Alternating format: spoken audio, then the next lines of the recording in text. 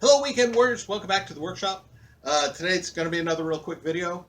We're going to look at the cylindrical printer that I just made. You see, here's my proof of concept one that I showed off in the videos earlier. Well, here's one I made for a customer, and well, I'm going to show you how easy it is to build and put together. So, without any further ado, let's take a close look at this one.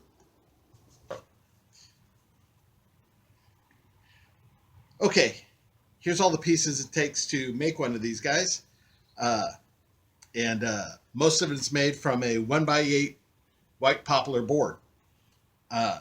For the pieces that you see they look like 2x4s. Well, I just laminated two pieces together and made myself my 2x4s. Got a piece of 3/4 inch all thread. And of course, nuts and washers to match. From that, well, once again, all these wooden pieces, that same board, except for a couple of scrap pieces that I used, like to make the pivot joint for the squeegee. Other than that, yeah, it's all the same board. Hardware pieces, I've got some bearings and some bolts to hold the bearings. 3/4 stick of bar stock that I just cut out the two pieces of bar stock I need for the medium tray. I've got two different length risers here. I've got well, you'll see what all I've got as I'm putting it together. But basically, like I said, one trip to Home Depot to get all this good stuff.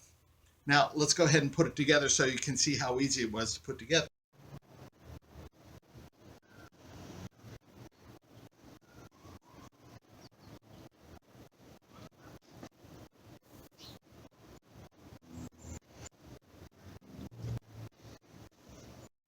Well, you see, the basic frame practically assembles itself.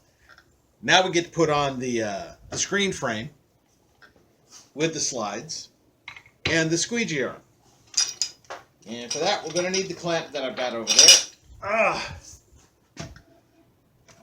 Okay, now of course I've already pre-drilled the holes for the hinges and all that good stuff. So all I have to actually do is line it up.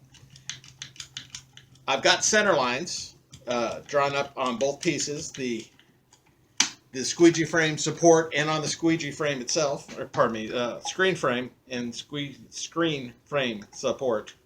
There we go. So now it's just a matter of lining up those two lines.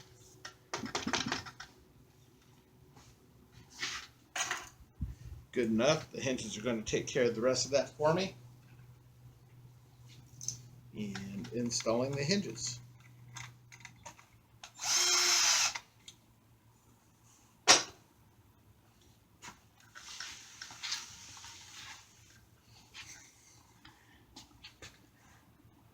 Okay, so if you look closely, you can see I've got the center line on both the screen frame support and on the screen frame. You just line them up. Of course, I've already done the holes for the hinges. So now I just have to put the other hinge on and tighten everything up. And I'm almost there for... Now I've got both hinges in place. While I was at it, I put the squeegee arm in place. Now I need to put on the forward supports. Let me turn this guy around here. Okay, so we have the forward supports that slip right into those holes right there and right there.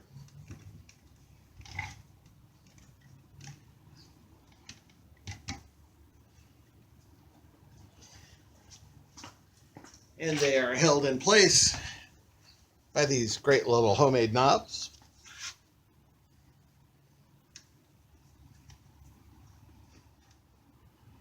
There we go.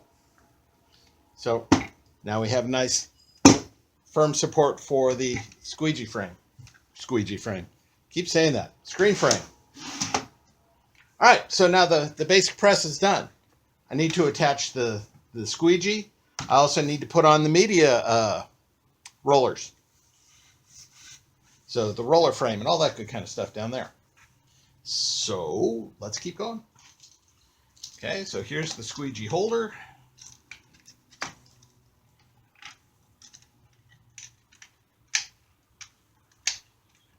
There we go. And now the squeegee.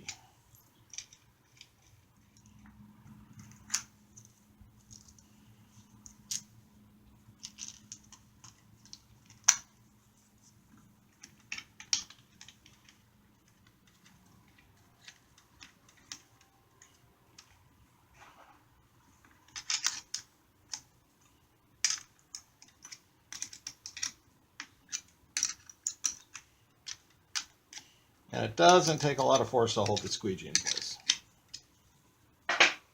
Here we go. Yeah, there we go.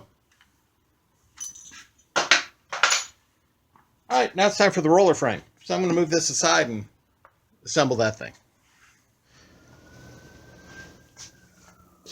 Okay, so now it's coming to the time to assemble the carriage on the bottom. But when I put the forward supports in, you may have been wondering, why is one longer than the other? Well, one's longer than the other, so we can do this.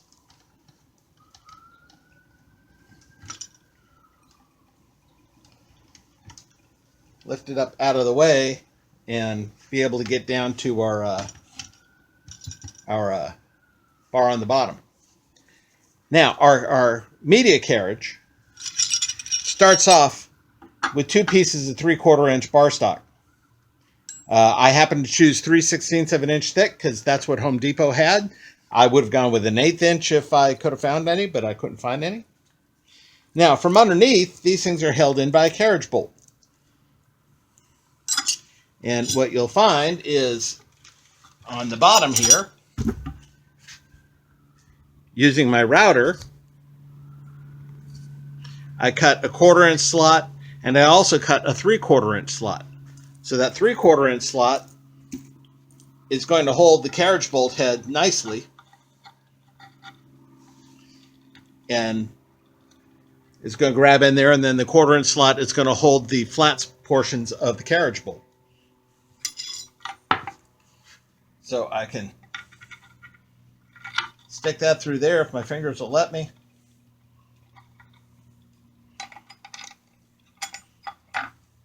Put my crossbar on. And put the wing nut on. Okay, now the brackets that hold the rollers are also held on by a carriage bolt. And that carriage bolt is going to fit down between our 2 pieces of bar stock here.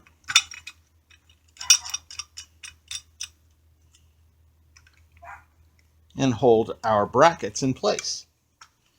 Then when I get those in place, I can tighten my 2 wing nuts down. Now that's not going to go anywhere, and it's going to allow me to do fine adjustments in here. Now, before I put the bearings on, I got to put the bearing holders on. And for that, I've got 2 different sizes. I've got a short one for just general purpose, a general purpose height. And then I've got a little bit longer one with a couple of different holes in it, depending on what I want to do. And I can mix and match these guys depending on the media. That is, what kind of glass am I printing on? And so, for instance, I'm going to set this up to do a shot glass right now. So I'm going to need a set of long ones for the bottom of the glass and a set of short ones for the top of the glass.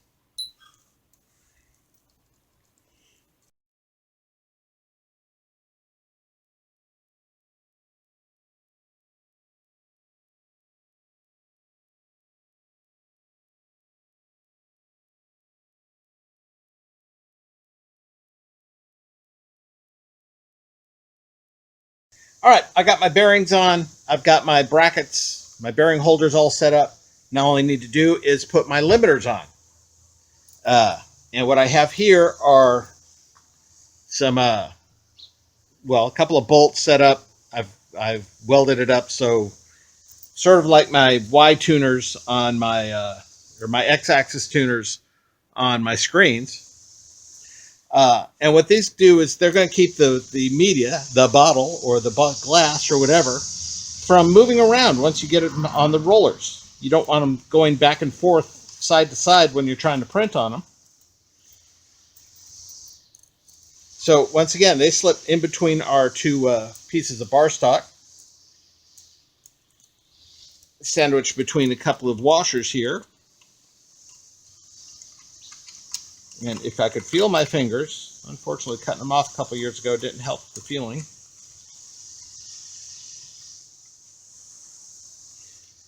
All right, now let's get a piece of media to work with. Like I said, I was setting up for a shot glass, so I'm definitely going to have to do some adjusting here. So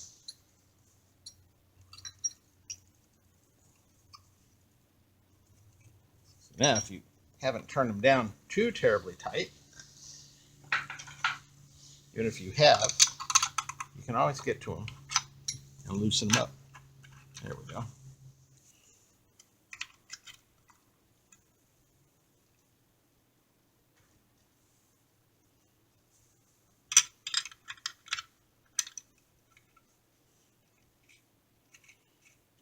Got a good center line here.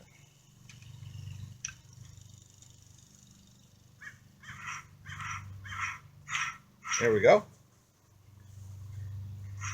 That is now ready to go. Now I'm not going to print anything, but let's stick a screen in there and see how it waggles. And in doing that, we'll get a shorter shot here so we can see underneath. So to set up to do a shot glass like we have mounted in the rollers there, I had to adjust the height of the screen and, of course, the screen support. Now this is done by tightening and loosening these nuts here in the back corner. So if I want to raise it, I would loosen up the top nut, of course, however much I want to raise it by, and then I would adjust it. I would adjust the height by raising or lowering that nut.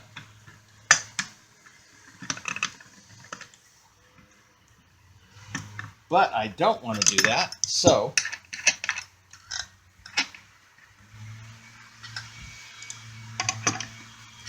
and of course you have to do both sides at once, so a little bit on each side and it'll go up and down very, very easily.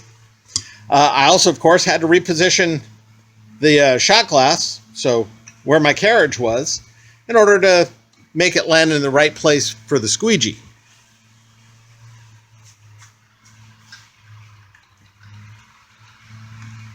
So now when I drop this guy down, I can get some off contact once again by adjusting the height of the front supports. Of course, I don't want that much off contact. Boy, I moved that a lot more than I thought I did. There we go. All right, so now let me change the shot a little bit here so you can see that with the setup we have, as we do a print, which I'm not actually doing a print, but you'll be able to see the mechanics.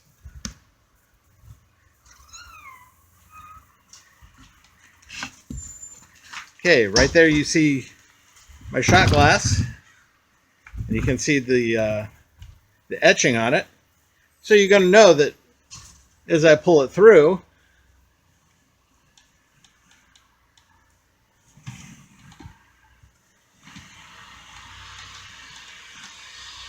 it mechanically does exactly what it's supposed to do.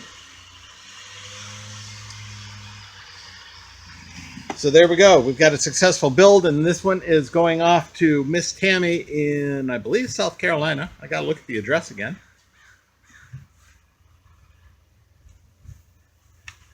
So Miss Tammy, whoops, this one is yours. All handmade by me. That's all I got for this one. We'll be back on track. I've actually got to build a screen stretcher Mark II because I've got another design in my head. Pardon me, this screen stretcher Mark III. So we'll get back to that along with the other projects I've got in mind. Until then, you guys keep up the good fight. I'll see you next time. Bye.